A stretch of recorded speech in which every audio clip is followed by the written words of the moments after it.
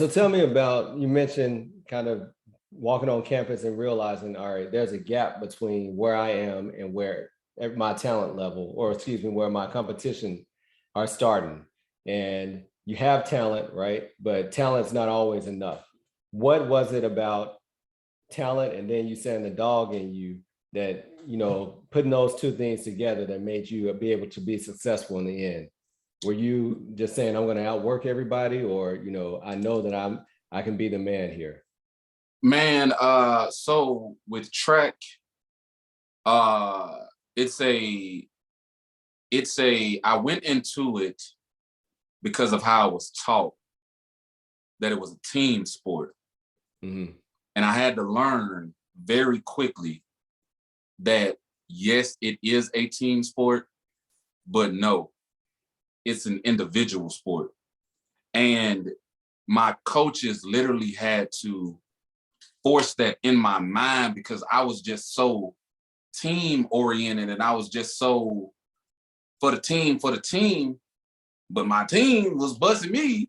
And I'm sitting here wondering, like, for the team, but again, you're not competing with the team. So, Right. like I said, I definitely, I had great teammates in terms of their athletic ability. So I was very blessed to be able to compete at a very high level at practice every day.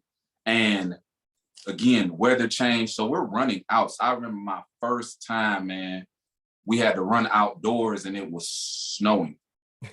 And I remember when I got back in the facility, my hands were frozen.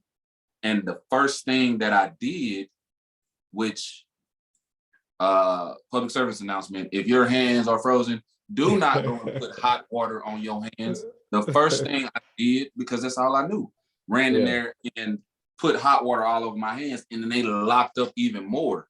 And I remember laying on the ground, and my teammates, they just walking, they done got their workout in, they done. And I'm almost in tears, at this point. And I remember my coach asked me if I was okay, and I'm like, I can't even really talk. He just walked past me because he was accustomed to it too.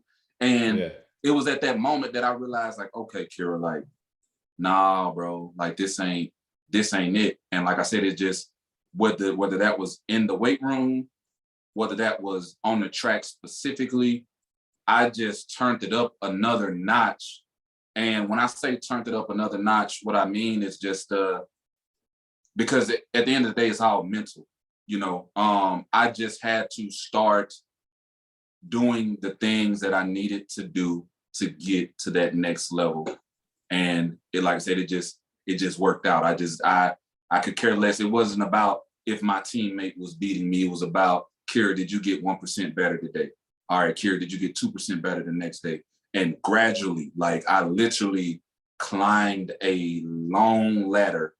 And before it was all said and done, people were respecting me, And so, like I said, it's really a mental decision because the physical, like I said, with track, I can't speak to no other sport. Mm-hmm.